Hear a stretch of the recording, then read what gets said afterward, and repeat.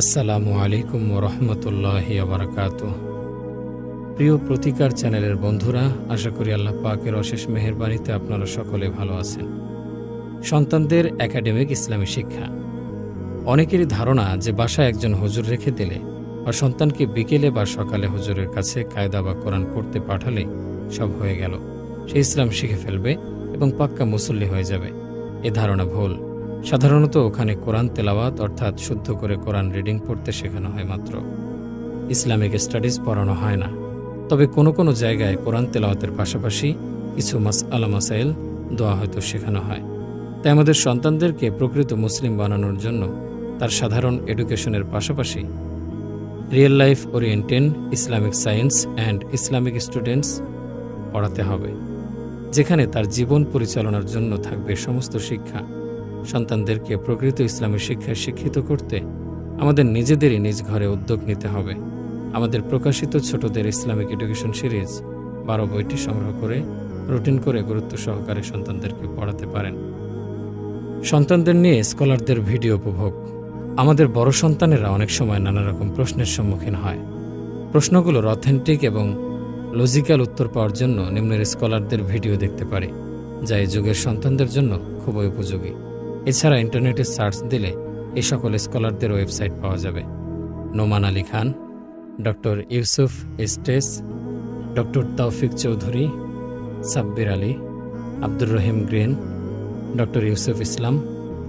মা বাবাদের প্রতি বিশেষ অনুরোধ, আমি আমার সন্তানের ইসলামী শিক্ষা শুধুমাত্র কোরআন তেলাওয়াতের মধ্যে সীমাবদ্ধ যেন না রাখি।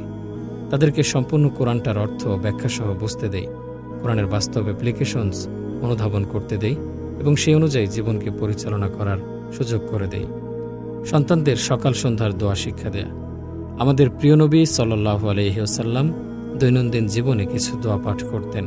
যদি কোরআন ও হাদিসের আমলকারী আল্লাহর কোনো বান্দা সে সমস্ত দোয়া পাঠ করেন, তাহলে তিনিও আল্লাহর অশেষ অনুগ্রহ লাভে ধন্য হতে পারবেন। আমাদের সন্তানদের জন্য এই সকল দোয়া আরবি অর্থ এবং উচ্চারণ সহ আমাদের ছোটদের জন্য প্রকাশিত দোয়ার বইতে পাওয়া যাবে। এই দোয়াগুলো মুখস্থ করানোর বিষয়েও মা বাবাকে সিরিয়াস হতে হবে এবং প্রতিদিন অন্ততপক্ষে 2টি বা 1টি দোয়া অর্থসহ সন্তানদের মুখস্থ করাতে হবে। খেয়াল রাখতে হবে যে আমার সন্তান প্রতিদিন এই দোয়াগুলো তার বাস্তব জীবনে ব্যবহার করছে কিনা। যেমন খাওয়ার সময় বা টয়লেটে ঢোকার সময় যদি সে দোয়া না পড়ে, তাহলে তাকে মনে করিয়ে দিতে হবে। এভাবে প্রথম তাকে কিছুদিন দোয়াগুলো আমল করার বিষয়ে তাকাদা দিতে হবে এবং এক সময় সে এগুলোতে অভ্যস্ত হয়ে যাবে।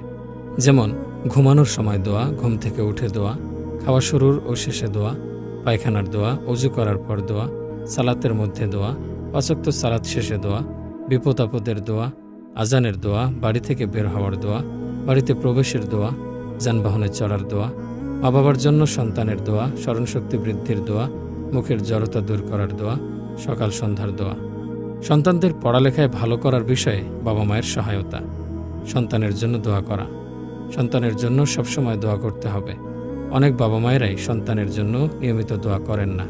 সন্তান যেন সব বিষয়ে ভালো করে, সেজন্য প্রতি ওয়াক্তের সালাতের শেষে দোয়া করা উচিত। ভালো স্কুল কলেজ নির্বাচন। এ বিষয়টি আমাদের দেশে বলার অপেক্ষা রাখে না। সকল বাবা মায়েরাই চান তার সন্তান একটি ভালো স্কুলে বা কলেজে পড়বে। তবে যে সকল স্কুল বা কলেজ কর্তৃপক্ষ সেকুলার বা ইসলাম বিদ্বেষী, সেই সকল প্রতিষ্ঠান যত ভালোই হোক না কেন, সেগুলোতে সন্তানদের ভর্তি না করালেই ভালো। কারণ শিক্ষা প্রতিষ্ঠানের প্রভাবও ছাত্রছাত্রীদের মধ্যে পড়ে। পড়ালেখায় মনোযোগ নষ্ট করতে পারে, তা থেকে সতর্কতা। ঘরে যদি এমন কিছু থাকে যার কারণে সন্তানদের পড়ালেখায় ক্ষতি হতে পারে, তা সরিয়ে নেওয়া উচিত। অনেক সময় টেলিভিশন সন্তানদের পড়ালেখার প্রতিবন্ধকতা হিসেবে কাজ করে।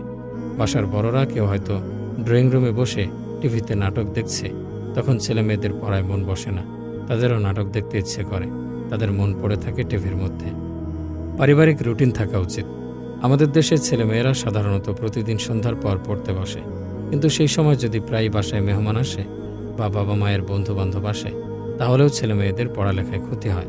পারিবারিক রুটিন এমন হওয়া উচিত যেন তারা পড়তে বসে বাধার সম্মুখীন না হয়। পরিচিতরাও যেন পারিবারিক রুটিন সম্পর্কে অবগত থাকে। ভালো ছাত্রছাত্রীদের সাথে সম্পর্ক গড়ে দেয়া। আমি যেন আমার সন্তানদের ভালো ভালো ছাত্রছাত্রীদের সাথে যোগাযোগ করিয়ে দেই, পরিচয় করিয়ে দেই, পারিবারিকভাবে তাদের সাথে সম্পর্ক গড়ে দেই। এতে ছেলে মেয়েদের মধ্যে ভালো করার উৎসাহ বাড়বে। অর্থ খরচ করার মানসিকতা। আর্থিক সমস্যা না থাকার পরও কোনো বাবা মা সন্তানদের প্রয়োজনীয় খাতা, বই, কলম, পেন্সিল ইত্যাদি স্টেশনারি কিনে দিতে চান না। গাফিলতি করে সন্তানদের স্কুল কলেজের বেতন দেরি করে দেন। প্রাইভেট শিক্ষক বা কোচিংয়ের বেতন ঠিকমতো দিতে চান না। এই ধরনের মন মানসিকতাও পরিবর্তন করা প্রয়োজন। স্পেশাল কেয়ার তত্ত্বাবধান। যে সন্তানটি কম মেধা সম্পন্ন বা একটু দেরিতে বোঝে বা একটু কম বোঝে, তাদের পিছনে অতিরিক্ত সময় দেওয়া উচিত। তাকে অবহেলা করা ঠিক না বা তুচ্ছ তাচ্ছিল্য করা একেবারেই ঠিক না। তাকে প্রচুর পরিমাণে উৎসাহ দিয়ে এগিয়ে নিয়ে যেতে হবে। এ বিষয়ে বিস্তারিত জানার জন্য তাকে প্রচুর পরিমাণে উৎসাহ দিয়ে এগিয়ে নিয়ে যেতে হবে। স্বাস্থ্যগত সমস্যায় করণীয়। কোনো ছেলেমেয়েরা স্বাস্থ্যগতভাবে দুর্বল, প্রায় অসুস্থ থাকে, তাদের দিকেও স্পেশাল কেয়ার নিতে হবে। তার স্বাস্থ্যগত দুর্বলতার কারণে তার সাথে খারাপ ব্যবহার করা যাবে না। তাকে ডাক্তার দেখিয়ে পুরোপুরি সুস্থ করে তুলতে হবে। স্টাডি ট্যুরের ব্যবস্থা করা। অনেক স্কুল কলেজে স্টাডি ট্যুরের ব্যবস্থা থাকে। সন্তানদের স্টাডি ট্যুরে যাওয়ার জন্য অনুমতি দেওয়া যেতে পারে। স্টাডি ট্যুরের মাধ্যমে মেধা বিকাশ ঘটে, তবে একটি বিষয়ে সতর্ক থাকতে হবে যে স্টাডি ট্যুরে গিয়ে ছেলেমেয়েরা অবাধ মেলামেশার সুযোগ না পায়। স্কলারশিপের ব্যবস্থা করা। ছাত্রছাত্রীরা স্কলারশিপ পেলে পড়ালেখায় আরও উৎসাহ পায়, তাই তাদের স্কলারশিপ পাওয়ার জন্য উৎসাহ দেওয়া উচিত। শিক্ষা প্রতিষ্ঠানের স্কলারশিপ ছাড়াও আরও অনেক বেসরকারি প্রতিষ্ঠান মেধাবী ছাত্রছাত্রীদের স্কলারশিপ দিয়ে থাকে। খোঁজখবর নিয়ে সেগুলোর ব্যবস্থা করে দেওয়া যেতে পারে। অতিরিক্ত বোঝা না চাপানো। বিশেষ করে মধ্যবিত্ত পরিবারের ছেলে মেয়েদেরকে পড়ালেখার পাশাপাশি পরিবারের আরও অনেক কাজ করতে হয়, যেমন ঘরের কাজ, বাজার করা, বিল দেয়া, বাবার ব্যবসা দেখা ইত্যাদি। এই কাজগুলো করা ভালো, তবে খেয়াল রাখতে হবে যে কাজগুলোর যেন একটা সীমা থাকে। তাদের ঘাড়ে অতিরিক্ত বোঝা চাপিয়ে দেওয়া যাবে না, এতে পড়ালেখার ক্ষতি হতে পারে। পরীক্ষায় খারাপ করলে করণীয়। সন্তান পরীক্ষায় খারাপ করলে তার জন্য চেঁচামেচি করে বাসা মাথায় করা যাবে না। তার সাথে দুর্ব্যবহার করা যাবে না। তার সাথে সময় নিয়ে বসতে হবে, বুঝতে হবে কেন সে পরীক্ষায় খারাপ করেছে। তার প্রকৃত কারণগুলো খুঁজে বের করে তার সমাধানের দিকে যেতে হবে। তাকে আরও উৎসাহ দিয়ে তার পেছনে বাবা মাকে আরও অতিরিক্ত সময় দিয়ে তার দুর্বলতাগুলো দূর করতে হবে। অনেক ছেলেমেয়েরাই রাতে দেরিতে ঘুমোতে যায়, এটি মোটেও ঠিক না। সেদিকে বাবা মাকে খেয়াল রাখতে হবে। ছেলেমেয়েরা যেন বেশি রাত না করে। ঘুম পরিমিত না হলে সকালে উঠতে কষ্ট হয়, ফজর সালাত মিস হতে পারে। এছাড়া সারাদিন ক্লাসেও মন বসবে না। সন্তানের পড়ার স্থান কেমন হবে? পড়ার স্থানে যেন পর্যাপ্ত পরিমাণ আলো বাতাস থাকে। জানালা থাকলে খুবই ভালো। পড়ার জন্য রিডিং টেবিল এবং হাইট অনুযায়ী চেয়ারও প্রয়োজন। এতে তার পড়ালেখায় মনোযোগ আসবে। অনেক বাবা মা আছেন বৈদ্যুতিক বিল কমাবার জন্য বাসায় সবসময় স্বল্প আলোর ব্যবস্থা করে থাকেন। পরামর্শ থাকবে যে যদি সামর্থ্য থাকে অন্তত সন্তানদের পড়ালেখার সময় পর্যাপ্ত আলোর ব্যবস্থা করা। দারিদ্রতা দূর করা। দারিদ্রতার কারণে অনেক ছেলেমেয়েরা ঠিকমতো পড়ালেখায় মন বসাতে পারে না। সন্তানের ভবিষ্যৎ চিন্তা করে দারিদ্রতা মুক্ত হওয়ার জন্য চেষ্টা করতে হবে। দারিদ্রতা থেকে মুক্তির জন্য সবসময় মহান আল্লাহর নিকট দোয়া করতে হবে। পারিবারিক দাওয়াত প্রায় সকল পরিবারেই রয়েছে, বিশেষ করে সাপ্তাহিক ছুটির দিনগুলোতে। অতিরিক্ত পারিবারিক দাওয়াত ছেলেমেয়েদের পড়ালেখায় ক্ষতি করে, তাই বলে কোনো দাওয়াতেই না যাওয়া উচিত নয়। এমনিতেই আজকালকার সন্তানেরা অনেকটা অসামাজিক হয়ে যাচ্ছে অনলাইন যোগাযোগে অভ্যস্ত হবার কারণে। এই দাওয়াত খাওয়া এবং দাওয়াত দেয়া দুটোই কন্ট্রোল করা উচিত। যখন তখন ছেলে মেয়েদেরকে বাসায় রেখে দাওয়াতে চলে যাওয়া ঠিক না, আবার তাদেরকে হঠাৎ করে পড়া বাদ দিয়ে সাথে নিয়ে যাওয়া ঠিক না। দাওয়াতের বিষয়ে সন্তানদের প্রতিদিনের ক্লাসের হোমওয়ার্ক এবং পরের দিনের ক্লাস ও সামনের পরীক্ষার কথা মাথায় রেখে প্ল্যান করতে হবে। সন্তানদের বন্ধু বান্ধবদের সাথে খারাপ ব্যবহার না করা। কোনো বাবা মা সন্তানদের বন্ধু বান্ধবদের সাথে খারাপ আচরণ করেন। এই কাজটি মোটেও ঠিক না। এটি সন্তানের মনে আঘাত হানে। সন্তানের কোনো বন্ধু যদি ভালো না হয়, তাহলে তার সাথে খারাপ আচরণ না করে নিজ সন্তানকে তার বন্ধুর খারাপ দিকগুলো বোঝাতে হবে এবং সে যেন আস্তে আস্তে এই বন্ধু থেকে দূরে সরে আসে। সন্তানদের ক্যারিয়ার ডেভেলপমেন্টে সাহায্য করা, মেধা বিকাশে সাহায্য করা। ছেলে মেয়েদের মেধা বিকাশে সর্বপ্রথমে বাবা মাকে এগিয়ে আসতে হবে, অতঃপর শিক্ষা প্রতিষ্ঠানকে এগিয়ে আসতে হবে। অনেক ছেলে মেয়েদেরই ভালো মেধা আছে, কিন্তু সঠিক সহযোগিতা এবং গাইডেন্সের অভাবে তারা তাদের মেধা বিকাশের সুযোগ পায় না। ক্যারিয়ার পছন্দে সহায়তা করা। অনেক ছেলেমেয়েরা নিজেরাই নিজেদের ক্যারিয়ার কী হবে তার সিদ্ধান্ত নিয়ে থাকে।